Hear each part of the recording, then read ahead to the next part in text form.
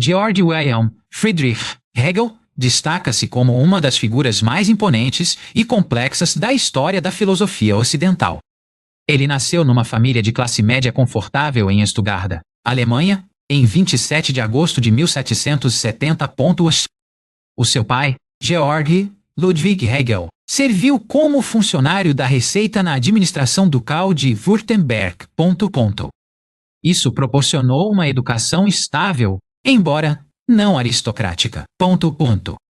Desde jovem, Hegel demonstrou uma curiosidade intelectual excepcional. Ele frequentou o Gymnasium Ilustre local em Stuttgart, onde recebeu uma sólida educação clássica.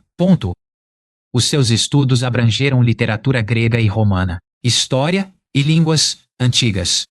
Estes primeiros encontros com a antiguidade clássica moldaram profundamente a sua compreensão do desenvolvimento histórico e da natureza da liberdade humana. Ele era um leitor ávido, devorando textos sobre uma vasta gama de assuntos. Em 1788, aos 18 anos, Hegel matriculou-se no Tübinger Stift. Este era um seminário protestante ligado à Universidade de Tübingen. O seu principal curso de estudo lá foi teologia, mas ele também se dedicou à filosofia com grande fervor. Foi durante esses anos de formação que ele forjou um vínculo intelectual duradouro com dois outros jovens brilhantes. Estes eram o poeta Friedrich Hölderlin e o futuro filósofo idealista Friedrich Wilhelm Joseph Schelling. A paixão partilhada pela filosofia, literatura e pelos eventos históricos que se desenrolavam no seu tempo criou um ambiente intelectual vibrante. A Revolução Francesa, que eclodiu em 1789, agitou profundamente os espíritos destes jovens intelectuais. Eles celebraram os seus ideais de liberdade, igualdade e fraternidade com entusiasmo apaixonado. Como testemunho das suas simpatias revolucionárias, plantaram famosamente uma árvore da liberdade num campo perto do seminário. Este ato simbolizou as suas esperanças por uma nova ordem social racional. Eles passaram inúmeras horas em discussões intensas, dissecando as implicações filosóficas da filosofia crítica de Kant. Eles também mergulharam nas obras de filósofos gregos antigos, como Platão e Aristóteles, inspirando-se nas suas visões holísticas da sociedade e do conhecimento. Ao completar os seus exames teológicos em 1793, Hegel optou por não entrar imediatamente no ministério. Em vez disso, ele optou por uma carreira como tutor privado. O seu primeiro cargo de tutor levou-o a Berna, na Suíça, onde residiu durante 3 anos. Este período, embora academicamente isolado, provou ser crucial para o seu amadurecimento intelectual. Ele utilizou este tempo para ler ampla e extensivamente, particularmente em filosofia moral e economia política. Ele começou a redigir vários ensaios que mais tarde seriam conhecidos como seus escritos teológicos juvenis. Estes manuscritos não publicados revelam o seu confronto com questões de religião, ética e a alienação da sociedade moderna. Eles mostram as suas tentativas nascentes de desenvolver uma compreensão mais integrada da experiência humana. Em 1797, ele mudou-se para Frankfurt am Main, Alemanha, garantindo outro posto de tutor. Foi em Frankfurt que ele aprofundou o seu envolvimento com a filosofia de Immanuel Kant e Johann Gottlieb Fichte. Ele também começou a explorar as obras do místico alemão Jacob Bohm, cujas ideias sobre a interação dialética dos opostos deixaram uma marca discernível no sistema filosófico emergente de Hegel. A viragem do novo século marcou uma transição crucial para Georg Wilhelm Friedrich Hegel.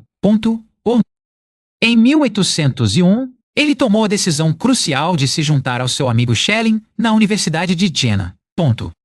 Jena era então um viveiro de atividade intelectual e um centro proeminente do idealismo alemão. Hegel entrou na universidade inicialmente como Privatdozent, um conferencista que se financiava através das propinas dos alunos. A sua publicação inicial, em Jena, A Diferença entre os Sistemas de Filosofia de Fichte e Schelling, sinalizou a sua participação ativa nos debates filosóficos contemporâneos.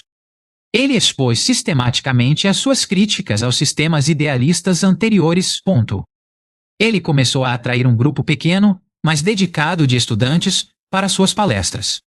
As suas ideias sobre a natureza em desenvolvimento da consciência e a unidade de sujeito e objeto começaram a fundir-se. A agitação política de 1806 teve um impacto dramático na vida e obra de Hegel. O exército de Napoleão Bonaparte varreu a Alemanha, culminando na Batalha de Jena.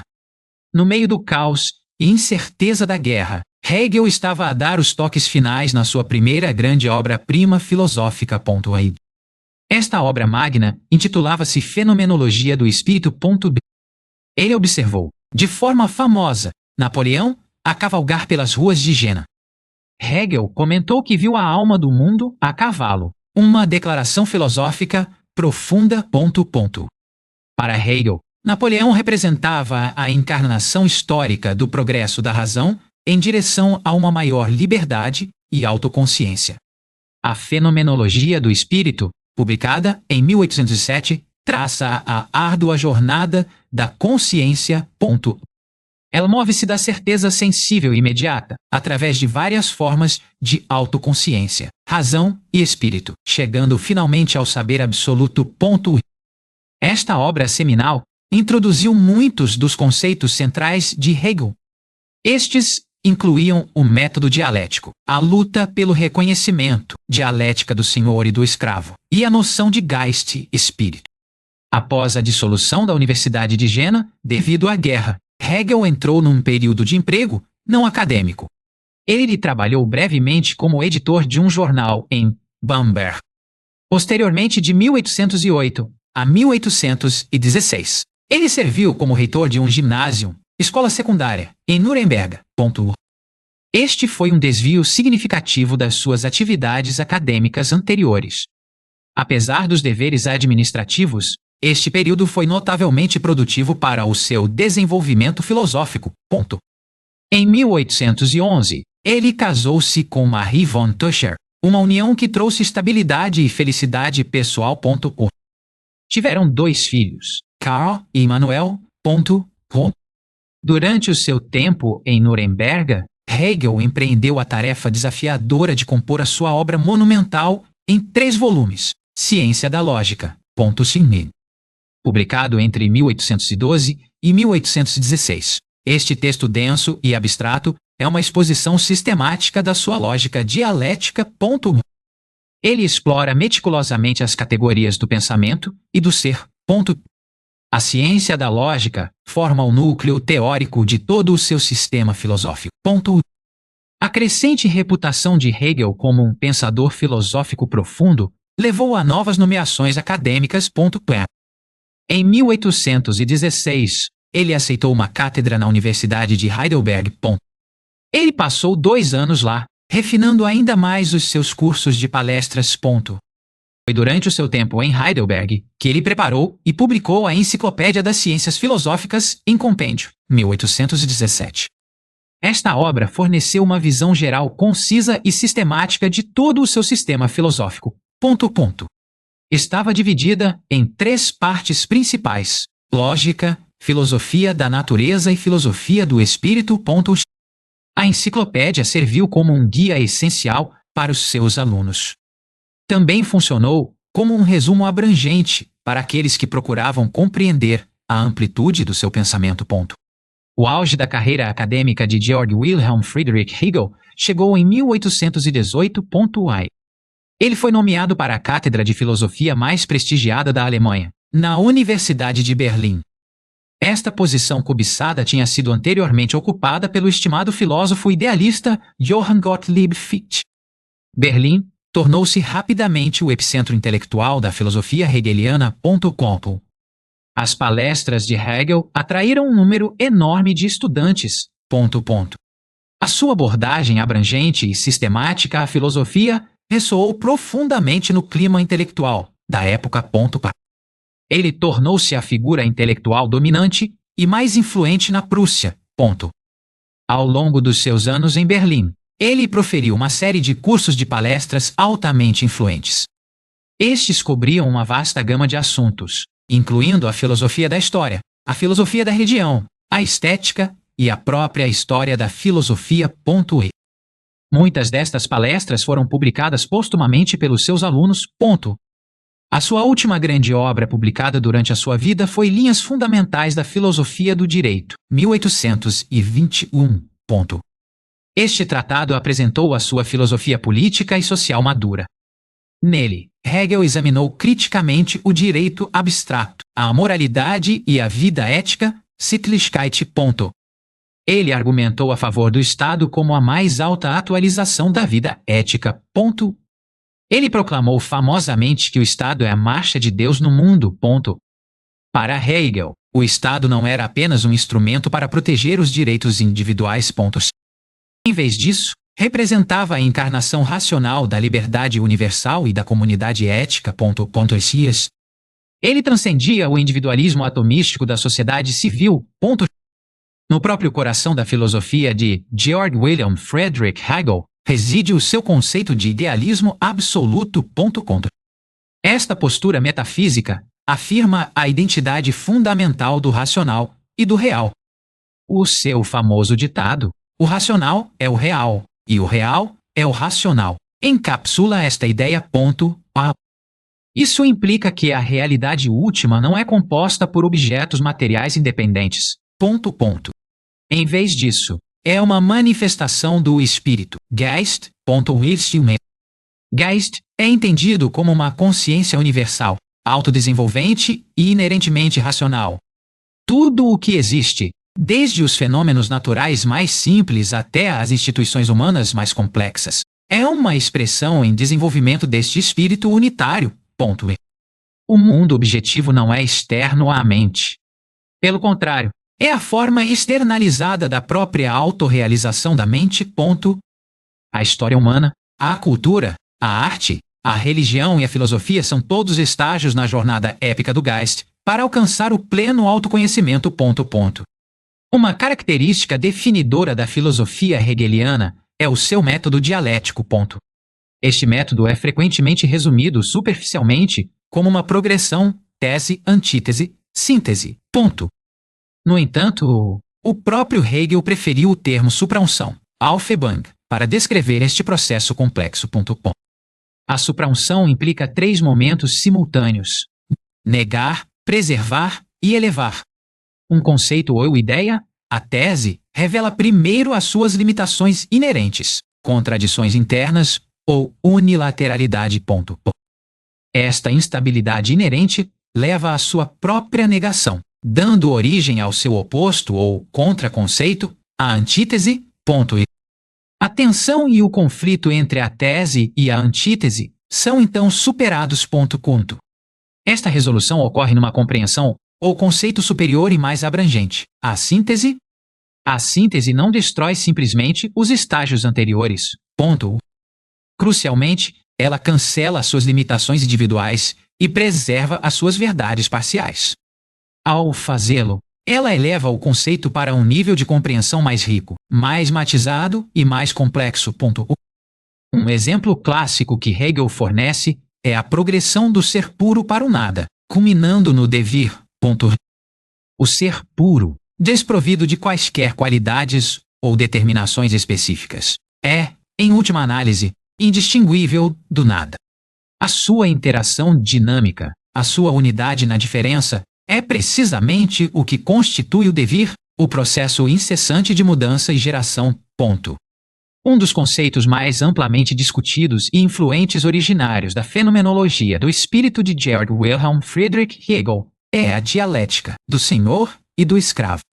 Esta narrativa ilustra vividamente como a autoconsciência se desenvolve, não isoladamente, mas através de uma luta dinâmica por reconhecimento com outra autoconsciência. Inicialmente, 2 autoconsciências emergentes confrontam-se. Cada uma procura validar a sua própria autonomia e garantir o reconhecimento da outra como um ser independente. Este desejo mútuo de reconhecimento intensifica-se numa luta feroz, potencialmente de vida ou morte. Um indivíduo, por um medo fundamental da morte, escolhe submeter-se e reconhecer a superioridade do outro, tornando-se assim o escravo. O outro indivíduo, demonstrando vontade de arriscar a morte pela sua liberdade e reconhecimento, assume o papel do senhor. À superfície, o senhor parece triunfante, tendo alcançado o domínio. No entanto, desenrola-se uma ironia profunda. O reconhecimento que o senhor recebe do escravo é inerentemente falho. É o reconhecimento de um ser que não é reconhecido como totalmente livre ou independente pelo senhor. O escravo, através do ato de trabalho e transformação do mundo natural, externaliza gradualmente a sua própria vontade e criatividade. Ao moldar objetos externos, o escravo vê a sua própria agência refletida de volta. Este processo leva o escravo a uma consciência nascente do seu próprio poder independente e valor próprio. Consequentemente, o escravo alcança uma forma de autoconsciência superior e mais autêntica do que o senhor, que permanece dependente do trabalho do escravo e do reconhecimento falho que este fornece. Esta poderosa dialética teve implicações de longo alcance. Ela informa teorias subsequentes de poder, libertação, formação de identidade e as complexas dinâmicas das relações sociais. No seu pensamento político e social abrangente, particularmente articulado na filosofia do direito, Georg Wilhelm Friedrich Hegel apresentou uma visão altamente sistemática da vida ética humana e do papel do Estado. Ele caracterizou famosamente o Estado como a marcha de Deus no mundo. Para Hegel, o Estado era muito mais do que uma mera instituição pragmática ou um mal necessário decorrente de um contrato social. Em vez disso, ele concebeu-o como a realização e encarnação final da vida ética objetiva, Sittlichkeit. Ele delineou meticulosamente uma progressão através de 3 esferas interligadas da vida ética. A primeira esfera é a família, caracterizada pelo amor imediato e altruísta, e um sentido natural de unidade. Este é o reino da particularidade e dos laços emocionais irrefletidos. A segunda esfera é a sociedade civil. Este é o reino do egoísmo universal, onde os indivíduos perseguem os seus interesses privados, objetivos econômicos e autopreservação. Inclui o sistema de necessidades, a administração da justiça e a polícia. A sociedade civil é uma esfera de egoísmo universal, mas também de instituições objetivas. A terceira e mais alta esfera é o Estado. O Estado transcende e integra tanto a família como a sociedade civil. Fornece um quadro onde a liberdade individual e os princípios éticos universais são racionalmente reconciliados. É a atualização concreta da liberdade, onde os indivíduos encontram a sua verdadeira identidade e propósito, não sacrificando a sua individualidade, mas participando na comunidade ética universal. A filosofia da história de Hegel é outra pedra angular do seu sistema. Ele acreditava profundamente que a história humana não é uma sequência aleatória e caótica de eventos desprovidos de significado. Pelo contrário, ele entendia a história como um processo racional e teleológico. Este processo é inerentemente propositado, movendo-se em direção a um objetivo final específico. Esse objetivo é a realização progressiva da liberdade. A história, para Hegel, é o desenrolar da jornada do espírito para alcançar a plena autoconsciência da sua própria liberdade inerente. Ele postulou estágios distintos neste grande desenvolvimento histórico. No que ele denominou o mundo oriental, ele argumentou que apenas um indivíduo, o déspota ou imperador, era concebido como verdadeiramente livre. Isto representava a forma mais antiga e limitada de consciência de liberdade. No mundo grego e romano, ocorreu um avanço significativo. Aqui, alguns indivíduos, especificamente cidadãos, eram reconhecidos como livres, embora dentro dos limites de ordens sociais particulares e frequentemente excluindo vastos segmentos da população. Por exemplo, escravos. O estágio mais avançado, segundo Hegel, era o mundo germânico moderno, influenciada pelos princípios universalizantes do cristianismo e da reforma. Esta viu o surgimento do reconhecimento profundo de que todos os seres humanos são, pela sua própria natureza, inerentemente livres. Esta progressão histórica, no entanto, não foi retratada como uma ascensão suave ou pacífica. Que envolveu imenso conflito, sofrimento e luta. Contudo, cada época histórica, com as suas contradições e desafios únicos, contribuiu finalmente para um estágio superior na consciência e realização da liberdade. A vida de Georg Wilhelm Friedrich Hegel chegou ao fim em 14 de novembro de 1831. Ele sucumbiu a uma epidemia de cólera que varreu Berlim. Ele foi sepultado ao lado do seu estimado antecessor, Johann Gottlieb Fichte, no cemitério de Dorotheenstadt. A sua morte marcou o fim de uma carreira intelectual prolífica. No entanto, o seu sistema filosófico, tão abrangente e ambicioso, continuou a exercer uma influência inigualável no pensamento subsequente. O rescaldo imediato da sua morte viu os seus seguidores fragmentarem-se em campos intelectuais distintos. Estes foram principalmente os hegelianos de direita, ou velhos, e os hegelianos de esquerda, ou jovens.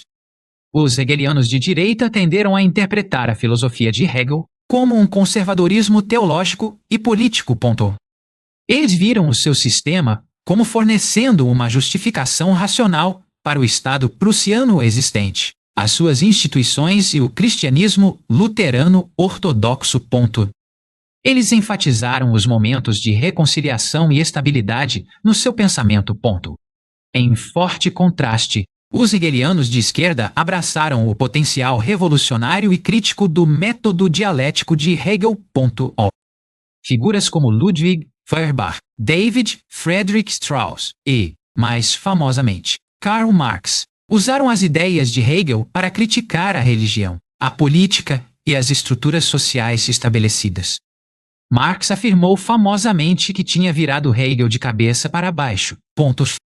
Ele substituiu o idealismo de Hegel, onde a história é impulsionada pela dialética das ideias, espírito, por uma concepção materialista.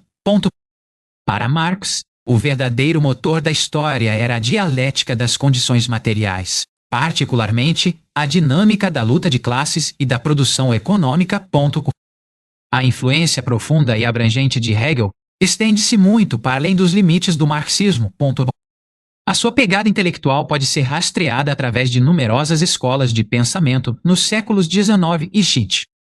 O existencialismo, com figuras proeminentes como Jean-Paul Sartre e Soren Kierkegaard, debateu-se intensamente com conceitos hegelianos.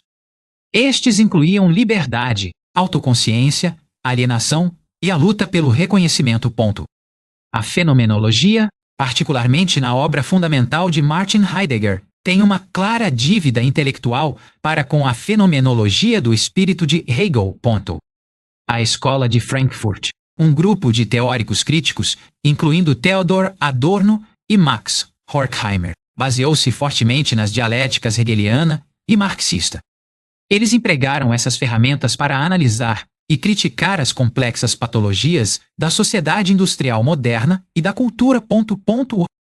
Mesmo na filosofia contemporânea, incluindo o pós-estruturalismo e o pós-modernismo, o imponente sistema de Georg Wilhelm Friedrich Hegel permanece um ponto central de envolvimento, crítica e inspiração. Os seus conceitos intrincados de reconhecimento, historicidade e a natureza profundamente intersubjetiva da autoconsciência continuam a ser altamente relevantes. Apesar da sua notória complexidade, prosa densa e obscuridade ocasional, a filosofia de Hegel forneceu uma visão notavelmente abrangente da realidade. Ofereceu um quadro dinâmico e internamente consistente para compreender o desenvolvimento da consciência, o desenrolar da história e as intrincadas estruturas da sociedade humana. A pura ambição intelectual e o rigor sistemático da obra de Georg Wilhelm Friedrich Hegel deixaram uma marca indelével e duradoura em toda a paisagem do pensamento ocidental. O legado de Georg Wilhelm Friedrich Hegel é um testemunho poderoso do poder transformador das ideias filosóficas. As suas percepções profundas continuam a desafiar, provocar e inspirar gerações de pensadores em diversas disciplinas até aos dias de hoje.